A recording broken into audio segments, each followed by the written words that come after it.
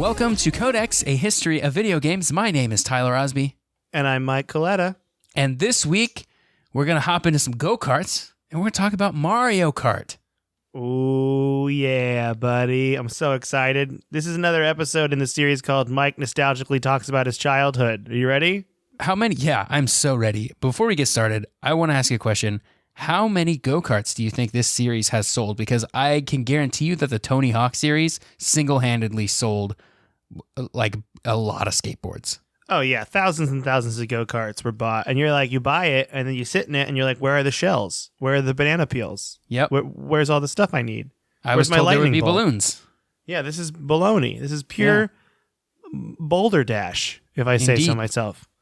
But today, if you haven't figured it out, we're talking about Mario Kart, if you didn't read the description of this episode. So we're probably going to do about 2 parts on this. I don't know that for sure, but I can guarantee you it will be less than Zelda. Because, wow, that's bonkers how long we've been going with Zelda. And yeah, we still got a ways to go.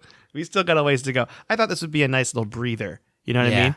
So Mario Kart starts with the game Super Mario Kart. This was released in 1992 for the Super Nintendo Entertainment System, which from now on I will say SNES for short. Super Mario Kart had 8 playable characters initially, and those are only from the Super Mario series, and they are Mario, Luigi, Princess Peach, Yoshi, Bowser, Donkey Kong Jr., not to be confused with Donkey Kong Sr., Koopa Troopa, and Toad. Those were the Magnificent 8.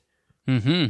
And they were a total of 20 tracks in Super Mario Kart. Did you know there were 20 tracks? I didn't know there were that many in that game. Well, I think a lot of them are like, there's like Mario Circuit 1, Mario Circuit 2, Mario Circuit 3, Koopa Troopa Beach 1. Like there are a few that are technically different tracks, but they have kind of the same theme. Yeah, and you know why they have the same theme? Because all of the tracks in the Super Mario Kart game are only based from the world of Super Mario World, which is why you have the donut plains and the Choco Island.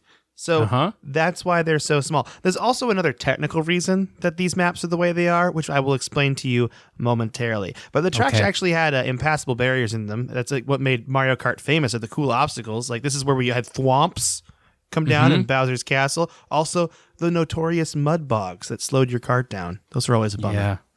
Don't want to get bogged down. Especially on the Choco Mountain ones. Whew. Yeah, the Choco Mountain one is real known for that. Super Mario Kart has 5 game modes to it. The first 2 are single-player game modes, and the other ones are multiplayer. So the first 2 were Time Trial, which is pretty self-explanatory. See if you can beat your old time. And Grand Prix. Grand Prix, I feel like, is the way Mario Kart is meant to be played. Yeah, I agree. Not so hot take coming at you right now. Very lukewarm take. In Grand Prix, you compete against computer opponents, and your score carries over each race. So you don't necessarily have to get first all the time. You could get second in one or third in one. But if you have more points than everyone else by the end of those 5 races, guess what? You're the winner. What? So this is not a Ricky Bobby if you ain't first, you're last situation. That's exactly the opposite of a Ricky Bobby situation. If you're not first, you're last. It's exactly that. That's a great way to explain it. In Grand Prix, there are 3 different cups available when you start. Okay, when you boot up Super Mario Kart, you can have the Mushroom Cup, the Flower Cup, and the Star Cup. And there are 2 difficulty levels to each one, 50cc and 100cc. If you win all 3 cups at 100cc, you get the Special Cup unlocked. If you win the Special Cup at 100cc, then you get the new difficulty level of 150cc, which I would say is where the players play. You want to always be in 150cc. You know what I mean? Yep. It's faster. It's more action-packed. It's fun. That's where the real competition that's not really competition because it's got Mario Kart mechanics happens. The computers, rubber bands get stronger. So strong. They can hold so much together with those rubber bands. So, Super Mario Kart actually has 3 multiplayer modes to it. Mario Kart Grand Prix. That's right. You can play 2-player Grand Prix. That's what's pretty cool. So technically that's how I played it a lot with my little brother. Yeah, it's the best way to play it, I think. Multiplayer, Grand Prix. You want to have 2 people. Split screen, baby. Then there's Match Race, and then there's Battle Mode. Okay? Everybody loves Battle Mode. Yeah, Match Race, by the way, is when you are essentially versus mode. It's going to be called versus mode in later games. But Battle Mode is where the real action takes place. You have 3 balloons on the back of your cart, and you got to shoot other people with shells while defending yourself and using all the power-ups in the game. And then you lose balloons, you lose. If you lose all 3, it's like defense and offense. It's super fun. Super fun. Now, speaking of power-ups, we got to talk about power-ups because Mario Kart, that's what it's known for. If you've never played Mario Kart in your life, you'll see these boxes. They're tiles with question marks on them all over the racetrack. If you hit those, you get power-ups, famous power-ups, bananas, slow down racers, spin them out. But you can actually break out of those. A lot of people don't know that. Yeah, can you in Super Mario Kart? I thought you can. In Super Maybe. Mario Kart's I don't remember. also It's been a long different too, because in Super Mario Kart, and I'm going to mention this again later, but you can actually over drift your kart, where you can spin out drifting if you do it too much. It kind of like stops you from doing it. The big one, that bit. Yeah, if you try to drift too hard, you'll spin out. That's definitely a thing. Okay. Like get too hoppy and drifting, Yep. Also shells, green shells, red shells that track people, The one thing about Super Mario Kart, there were coins on the track. And if you run over the coins, your kart collects them and it increases your top speed. So you want to have coins. I didn't really know that's what the coins did. Yeah, they just make you go faster. I think that's really it. You can't like buy anything with them or anything like that, right? Yeah, you can't buy anything with them. You just lose them, though, if you get hit. So you got to hold on to them. And like I said, so you can advance maneuvers like power sliding is what they called it and hopping. But power sliding makes it so you can get around those turns really quickly. But yeah, if you do it too long, you can spin out. You don't want to do that. It's real bad news. Don't spin out. Also, the hopping and the spin out, I think it's pretty advanced for the time to have the hopping and then the drifting in the game. Because it's kind of because you can hop to essentially change the direction of your kart way quicker than you could by just normal turning. So it makes it even more competitive. Now let's get into the development-wise part of Super Mario Kart. They were produced by Shigeru Miyamoto. Okay, so he's got his hand in there, because he's of course Captain Mario. It's Mario related. This guy's in everything, especially at that period of time. Definitely. Now, Tadashi Sugiyama and Hideki Kono were co-directors on this original Super Mario Kart.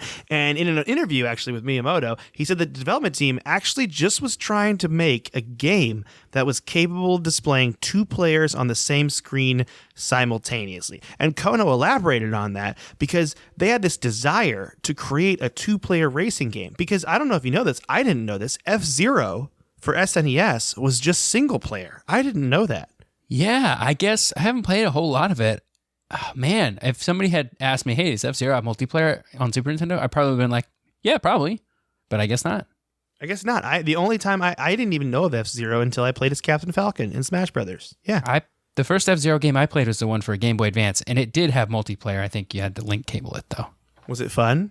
It was great. I loved it. Actually, my brother had bought that copy because we both got our Game Boy Advances close to launch day. So my brother bought F-Zero and I bought, I think, Super Mario Advance. And we were having so much fun playing F-Zero that I bought my own copy so we could link up. That's how I know that. That's really great. That's a great story, Tyler. That's a great little nostalgia moment. I liked that. Thanks. Now, in their quest to make a two-player racing game, this development team at Nintendo, we'll call them the Dream Team for now because why not? They're making dreams. The Dream Team, found out that they had some limitations in the SNES hardware. And because they were trying to focus on making multiplayer in this game, that is why some of the tracks are not as elaborate as F-Zero. That's why you have some repeat themes, and some simple... The tracks look pretty simple when you think about it. When you look at them, there's not a lot of like verticality to them. It's just like hairpin turns. It's really fun. But it's very different than like an F-Zero game where you're like immersed in this world that you're racing in. Also, that's why the reason that they have the split screen is horizontal is for like technical limitations as well in single player mode. That makes sense. So, Super Mario Kart has different modes like versus and battle because the developers wanted to create a one-on-one mode where victory was not determined by Grand Prix rankings. They wanted to make it so you could be like, I'm better than my friend. 1v1 me, bro? Yeah, 1v1 me, bro. And of course, and this is one of my favorite facts about this whole Super Mario Kart thing, the game didn't start out as a Mario game at all. Oh, really? It was just a generic man in overalls in a cart. And the characters were 3 heads tall because that's what looked like the right ratio to the cart. That's how they determined their size.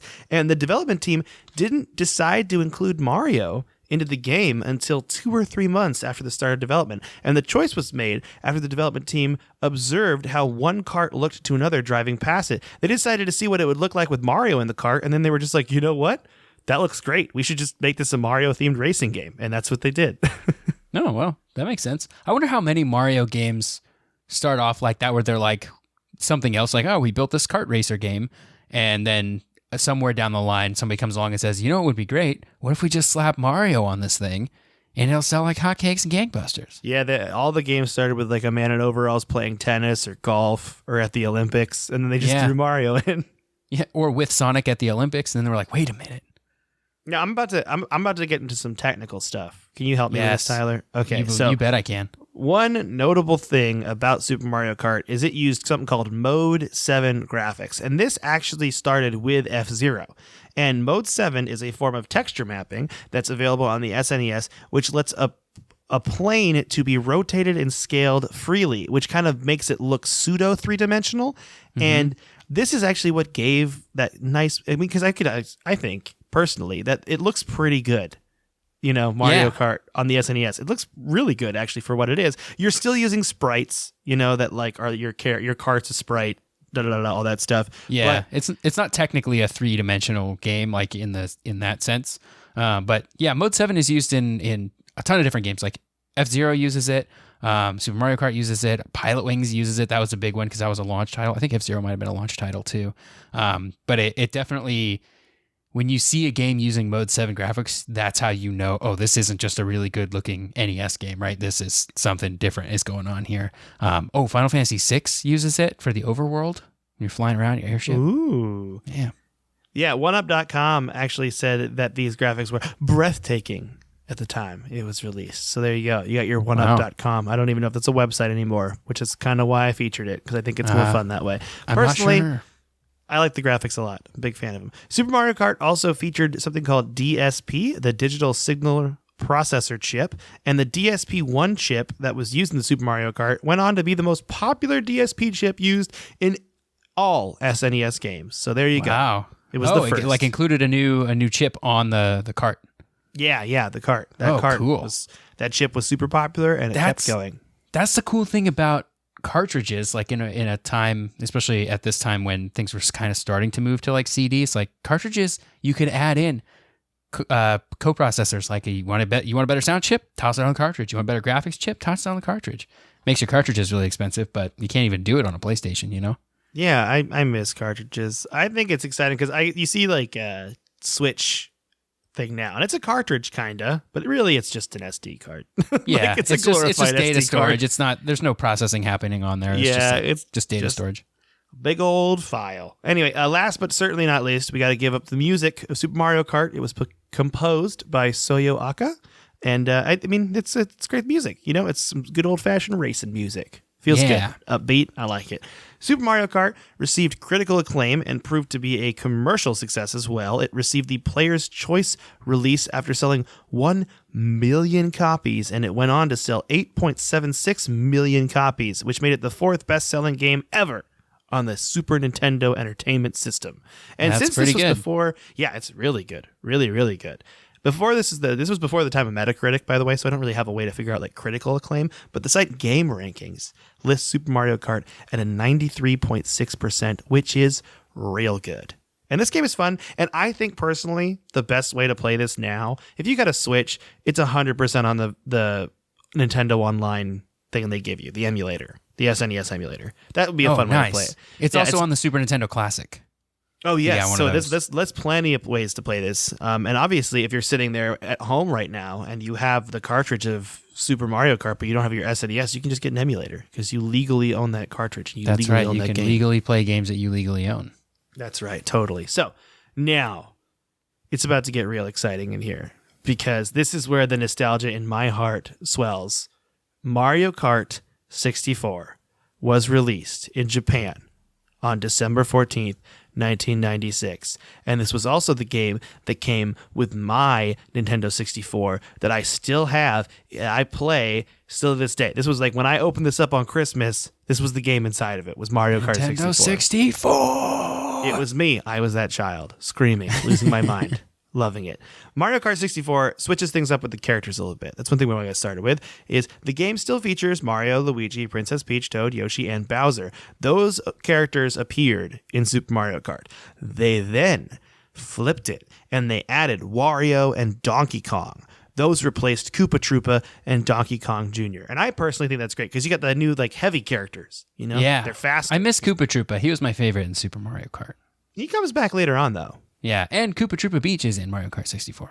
Oh, we're gonna go through the tracks, buddy. Don't even worry about it. I put all the race tracks up. I didn't do it for SNES because I'm like, really, this is just me talking through the SNES version to get to Super Mario 64. I'm so sorry, everyone listening. I know you might be looking for a compilated history with this one, but this is all like the love in my heart for these games. That's all this is. So there are 4 different game modes in Mario Kart 64, and really, it's pretty much the same as Super Mario Kart. The reason that they did 5 for Super Mario Kart is because on the list I was looking at, they differentiated them by multiplayer Grand Prix and single player Grand Prix. So you still got Grand Prix. Okay. That's the first mode. The only difference with their Grand Prix is if you beat 150cc, you unlock something called extra mode or mirror mode, where it mirrors the courses and you drive them backwards, which is pretty cool. Man, I love that. Yeah, which is definitely a new feature on the Super Mario 64. Super Mario Kart or Mario Kart 64. There is no Super in it, but it will appear again in other games as mirror mode. It's in there. Time trial still exists, but once again, it's just a time trial, so there's not much to say on that. I don't know if there was anyone... You can race your ghosts. I don't know if you could do that on Super Mario Kart, but you could save a ghost to the controller pack, the little memory card. Remember the controller pack? I remember the controller pack. Gosh, I miss it. All my memory cards for my N64 just don't hold memory anymore. They just save it and then they get corrupted. Yeah, it's terrible. But time trial, race your ghosts, have fun. Now, match mode changed to versus mode with Super Mario 64. So this is like 2 to 4 players though now, because we got an N64. We can do 4 players. Compete in single races on any track, no computer players. The total number of wins for each player is tracked. If there's 2 players. If there are 4 players, the number of first, second, and third place wins is tracked for each racer. And this was the replacement, once again, for match mode. There is no more match mode. Now, battle mode on Super Mario 64, to me, is the best battle mode. Here's why. Hear me out, okay? 1, you can make some really cool like rules to yourself. It's like simple, okay? It's just you. Mm-hmm. Once again, 3 balloons, okay? 4 players. Okay, so it's 4 players on there, which makes it better than the SNES version. But I feel like the older versions of Mario Kart got really complicated with it. You know what I mean? And the best thing to me about battle mode on N64 is if you get knocked out, guess what? You are now a mini bomb cart, and you can go blow people up. Oh, yes, I remember that. Oh, I loved it. Yeah, the mini bomb cart is even if you were knocked out, you still had so much fun being the bomb cart and trying to blow up your friends. It was and you great. Didn't have to be careful. You could just you had nothing to lose at that point, you know? Yeah, nothing to lose. And I actually had a cool little like house rule when I played battle mode that I wanted to share with everyone. So the rule was we would play Block Fort. That was to me the best battle mode map. There was also Donut. The big donut. I think they just called it Big Donut with the lava in the middle. And then they had another one in there too. But Block Fort was my favorite. And the house rule that I had is anytime you had a green shell, you had to shoot it into the pit below. So if you drove poorly and you fell down to the first level of Block Fort, you had to like dodge all these green shells everywhere. And I thought that was like it was like a really fun house rule that my brother and I came up with when our friends would come over and we'd play, and it made it so fun. You know, memories. That sounds great. Yeah, I just wanted to share that so you can play that house rule now. Go break out your N64, everyone. Live your truth. Live your best life. Now, let's talk about some tracks, some race tracks. Okay. And I have listed all 16 race tracks here. All right?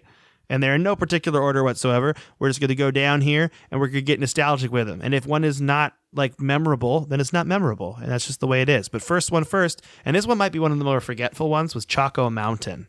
Oh, I remember Choco Mountain because it's not nearly as frustrating as Choco Mountain from Super Mario Kart. Yeah, I recall there's a lot of hills. There are some boulders that fall on you at certain parts, I recall. Mm-hmm. Yeah. But other than that, it's a pretty standard Mario Kart. Banshee Boardwalk, the next one I have listed, that's a spooky one. So annoying because you would fall off the sides all the time. And you'd always get to the part on the dock or the pier, I guess, or the boardwalk, it's in the title, where there's no railings. And it would just immediately stress me out as a kid. There's a lot of good shortcuts, though. There are good shortcuts. There's a lot of good shortcuts. Speaking of shortcuts, Rainbow Road. Did you ever pull off the shortcut where you could jump from one and land on the other?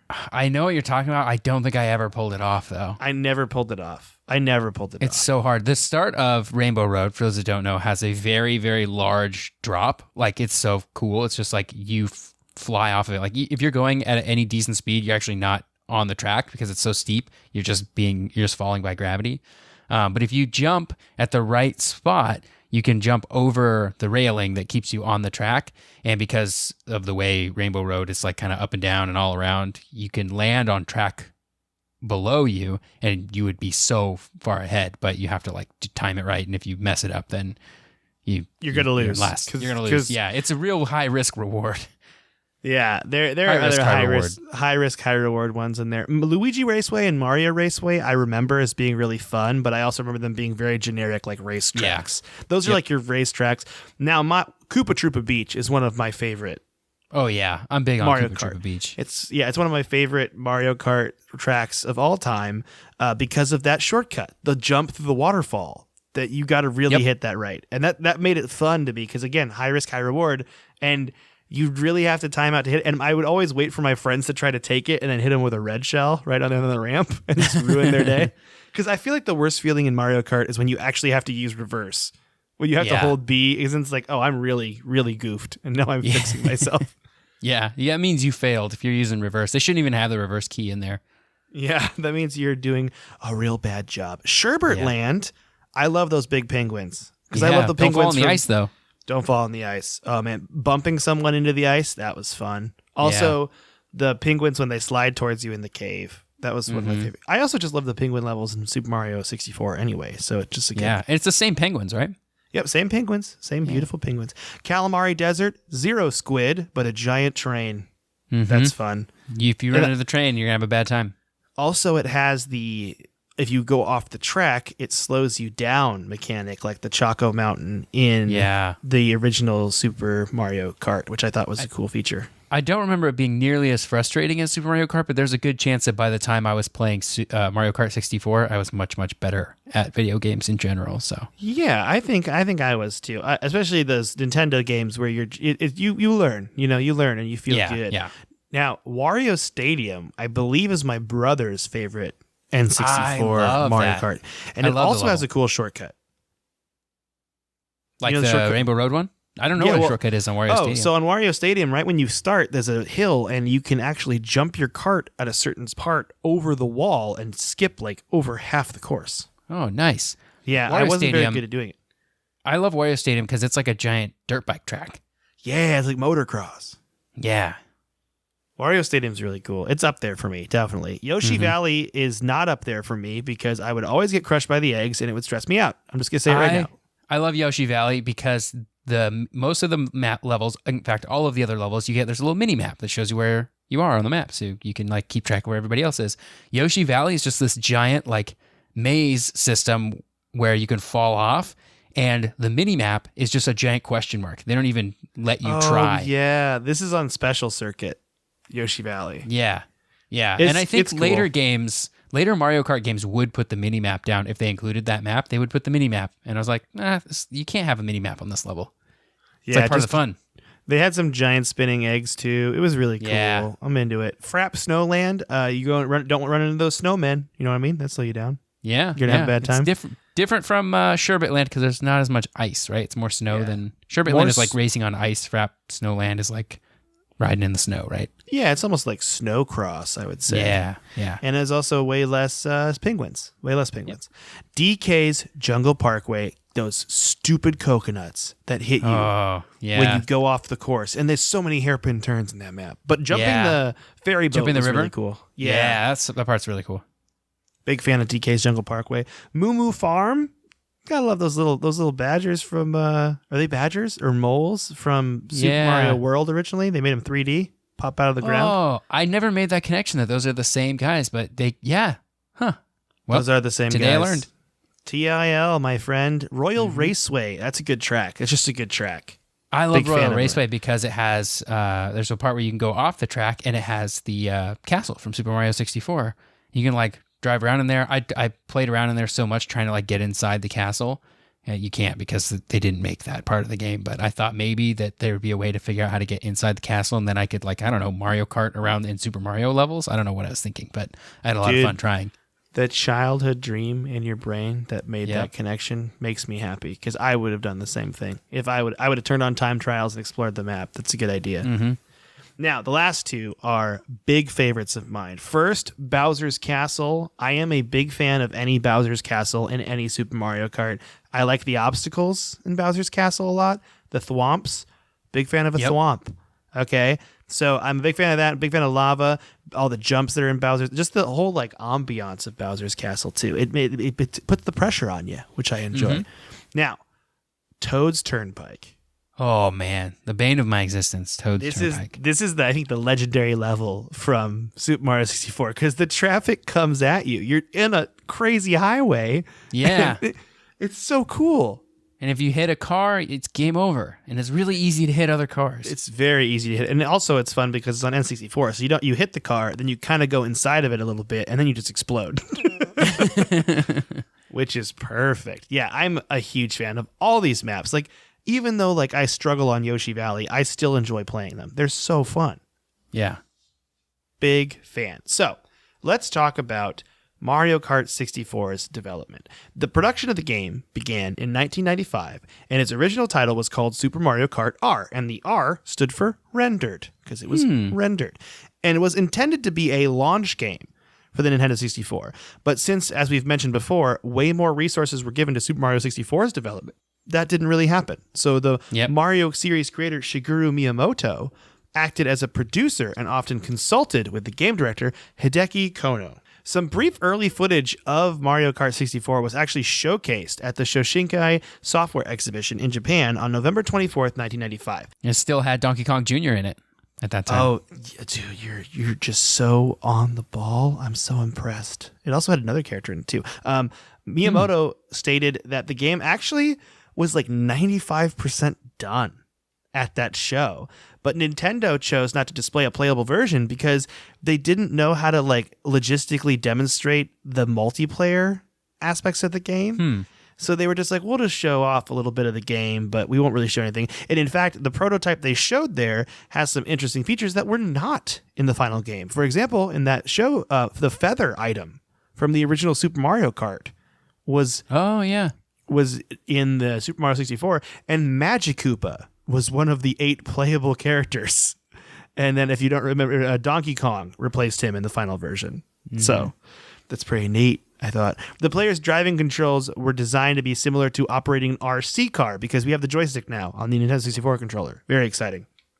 Now, while Mario Kart 64 features tracks that are fully rendered in 3D, the game uses a technique called billboarding to display characters and items. So while rendering the characters as 3D models was not impossible at the time, Kono said, the limited processing power of the console would not have allowed for 8 fully rendered characters to appear on the screen at once. So what happened is the characters are composed of pre-rendered sprites that show them from various angles to simulate a 3D appearance. But all this is being done so fast, it looks 3D to us. I actually thought Mario Kart looks amazing when I played it as a kid. I'm like, this game looks so good. Yeah, it does. Still does. It's just good heart, you know?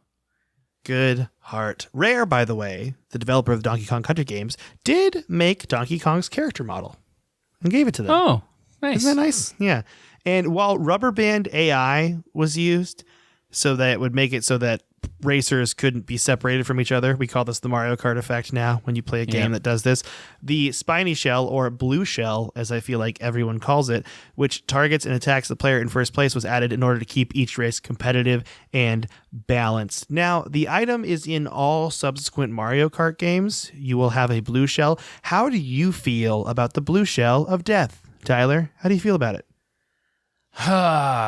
Well, I think in a game like Mario Kart, where we're not really here to show off our skill, we're here to have a good time and goof around with our buddies, I think the blue shell is great at keeping the person, because usually the person in last place that gets it. It's great at keeping the skill floor and skill ceiling closer together so that more people can have fun, because everybody's got that one friend, maybe you are that one friend, that just dominates everybody when you're playing games, that it makes it just not fun to play with that person, right? So I think the blue shell means that even the person who's really, really bad at Mario Kart, they're probably not going to win with the blue shell, but they can at least affect the game that way, you know? Like, so I really like it in Mario Kart. If we were trying to play like a competitive, like if we were going hardcore Mario Kart, you'd have to take all the items out of the game probably for that reason. But oh yeah. Yeah, so I like the blue shell. I also really like it, especially in Mario Kart 64, because what I used to do was I would strategically go to 8th place so that I could get a blue shell.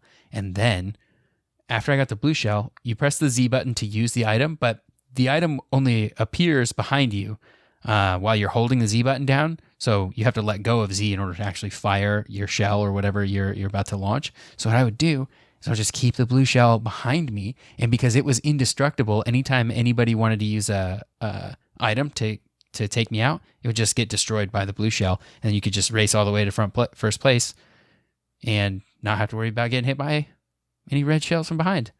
That was my strategy. An amazing strategy that I've never heard of before. I don't know if it's actually any good, because while you're getting to first place, you can't use any items because you've got this blue shell behind you. But you can do it, though. I mean, it's fast-paced. Yeah. You can probably get up there. That's impressive. You can do it. And then once you get to second place, you can just use it to take out the person at first if you want. Man, I need to know if anyone used this strategy. Email us, codexhistorypodcast@gmail.com. I want to know about the blue shell strategy. So I personally hated this for so long, the blue shell. I thought it was silly. Mm-hmm. But over time, I've grown to understand that the blue shell is necessary to keep the balance of the game alive. Because like you're saying, Mario Kart, it's not a hardcore game. It's not like Forza or something where you're trying to race on certain lines, okay? It's supposed to be fun. And that's what the game's all about. It's fun. Favorite item in Mario Kart for me? Lightning. I think lightning's funny. Ooh, that's a good one too. Big fan of lightning. By the way, do you have a favorite item?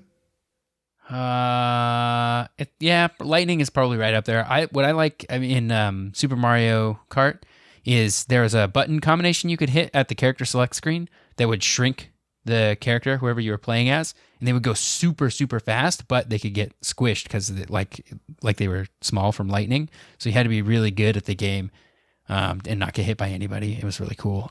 That's really cool. I didn't even know that was a thing. Yeah, so probably lightning. Yeah, that's about it. I really like the 3 red shells that spin around you too, because it kind of can block other bad things happening to you. I was really big into blocking stuff and not actually using my items. You don't like to be hurt, you know? I like it. That's right. Also, there is no better feeling in the world, I feel like, still, than hitting someone with a green shell shot from far away in Mario Kart. Oh, yeah. Like aiming it right and just hitting them perfectly. It feels so good. Or firing it perfectly backwards too. Oh, yeah, that feels great. Big fan of it. You hold it behind you, and then you like pass somebody, and right as you're passing them, you like scoot over in front of them so they get hit by the green shell that's behind you. I did that a lot too. Oh, yeah, it's a pro move. All pro move. Yeah. Again, I want to hear about people's Mario Kart pro moves. If you got stuff to tell us, email us, please. I get so excited. So, last thing we got to talk about with Super Mario 64 is the soundtrack. So, it was composed by Ken. Yeah, we got to love the soundtrack. Kenta Nagata. And it was actually his first work on a Nintendo game, was Mario Kart 64, which is pretty cool. It's like a very chill, kind of jazzy sort of like... It really not is. Not really what you would expect, but it's still really good. Yeah, it was so good that it's been released 4 different times. Wow. Yeah, so there is a Racetracks and Greatest Hits soundtrack in North America, the original soundtrack, and the Club Circuit soundtrack in Japan. And then it was also released as part of a 3-disc collection. And I'm telling you this because I think it's cool, along with the soundtracks of Star Fox 64 and Super Mario 64.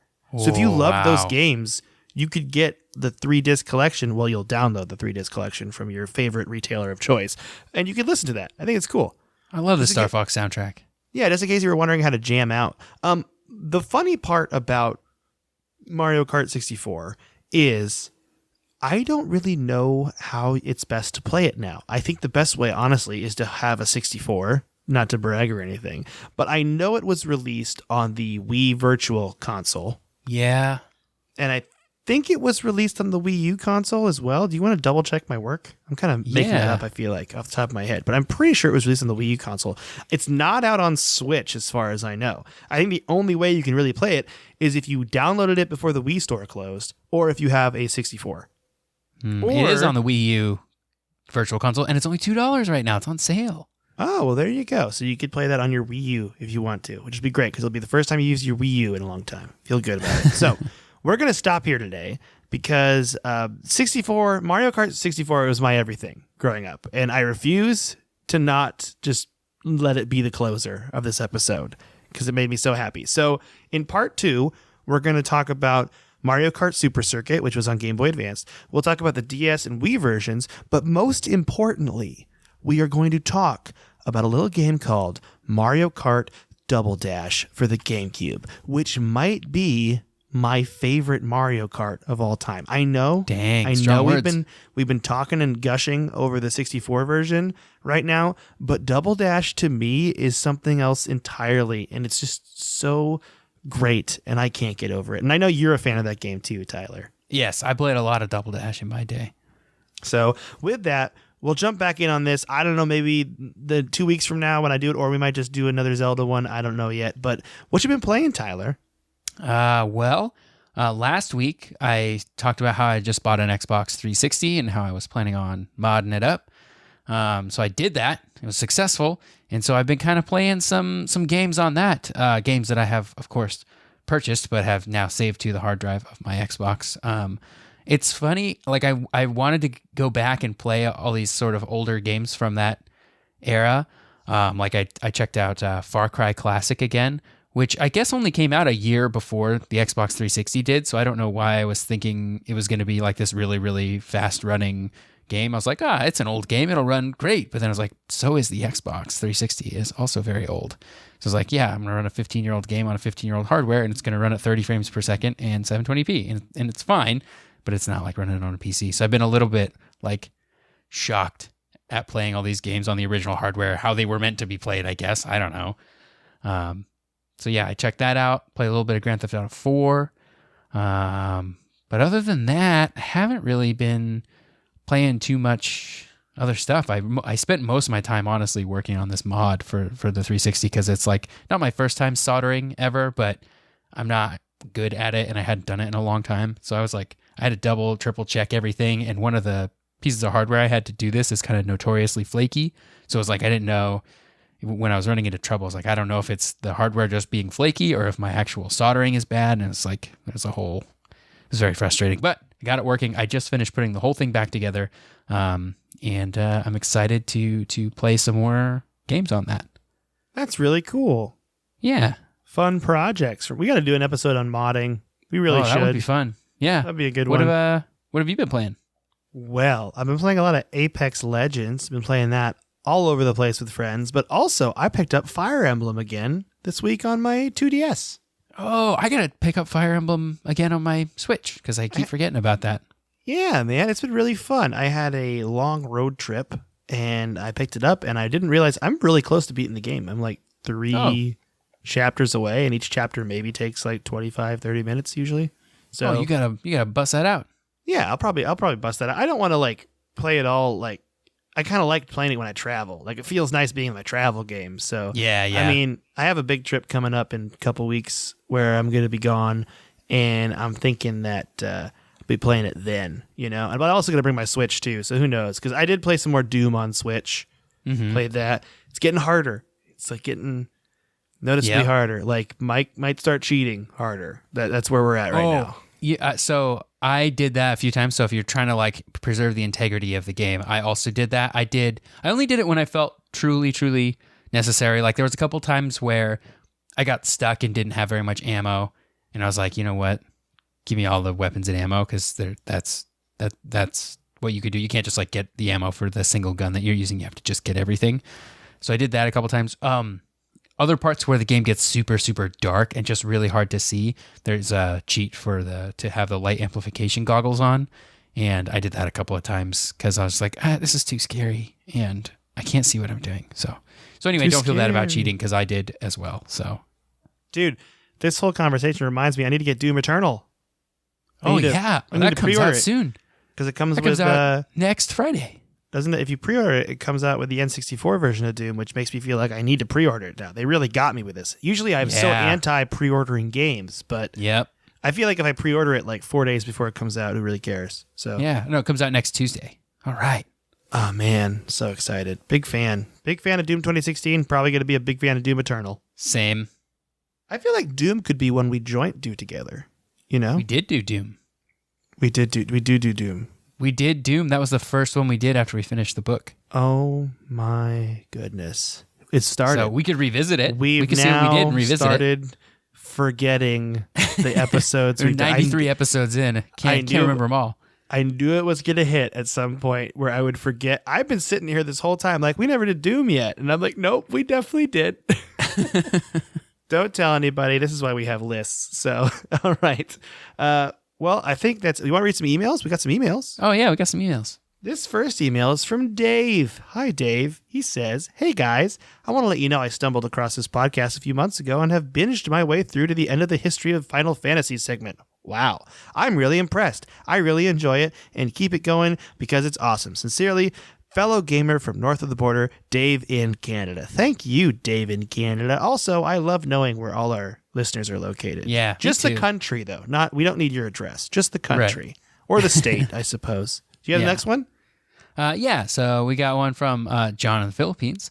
Hi, guys. I thought of a possible answer for why Nintendo Japan thought that American players back in the 80s, 90s were not yet ready for difficult games. I think at that time, Nintendo Japan saw that the American gaming market was mainly composed of kids. I think that's one of the reasons why the NES was first marketed to be a toy with a robot included with it. I know that part of the reason was so they could avoid using the term video game console as well, thanks to the video game crash of 1983, but I think it's also so that they can cater more to kids. Mind you, this is just a theory, but tell me your thoughts on if you think it makes sense. Another possible reason is that when the original Super Mario Bros. 2 was sent to Howard Phillips, a warehouse manager of Nintendo at that time, to test it out, he told President Minoru Arakawa that the game was too difficult for the American market. Maybe that feedback never really went away for a while within Nintendo. It's another possible reason, at least. Anyway, I enjoyed your last episode on Metal Gear. I was able to recently get the Vita HD collection for just $5. Oh, wow, what a deal. I still don't have a Vita, but I do plan to get one eventually, and I just couldn't say no to such a good deal. I look forward to future episodes. P.S. Discussion suggestion. What are your respective top 5 favorite games? Or have you already made an episode on this? I don't think we have made an episode on that. No, we haven't. That would be a great... That'd be a great episode topic. Oh, man, that'd be so hard to do. Yeah, to pick games. Ooh. It would be so hard for us to do that. I would be down with that, though. I think we could do 5 favorite games, 5 favorite characters, weapons, all sorts of stuff. Yeah, to answer, might have to do series. Oh, might have to do like 5 favorite series, you know? We just talk briefly about the series. But should we talk about difficulty? Howard Phillips. Is it his fault? I don't know. I think that's a great theory. The kids thing, I think it's a great theory. Because it really was that crash of 83. We talked about that in our episode as far as like they wanted to avoid the term video game console. And I think that would, if their market was kids, then they were like, yeah, kids would hate this game because Super Mario Bros. 2 is really hard. Was their market not kids in Japan? Is that why they would release the games in Japan? I feel like Japan at that point already had more adult gamers, though, because they started it. The craze was earlier with them, right? So those and it gamers never really crashed there, too. Yeah, and those gamers are becoming now teenagers or early 20-somethings, and they're looking for that challenge, and maybe Super Mario Brothers 2 is that challenge, and maybe Howard Phillips needs to get good. Yeah, I said it. Yeah. Oh, Howard Phillips, get good. Putting you on blast, Howard Phillips. That's a great email, though. Thank you, John from the Philippines. Thanks, you, John. Dave from Canada. Gosh, good knowing where everyone's from, you know? Makes you feel good. Well, with that, I think that's the episode. If you want to email us, you can email us at codexhistorypodcast@gmail.com. You could leave us a rating or review on the podcasting platform of your choice, and we would greatly appreciate that as well. Or you could just tell your friends about us. Yeah, do that. We believe in the power of friendship. Tyler, do you want to say bye to the listener before we go? Yeah, bye, everybody.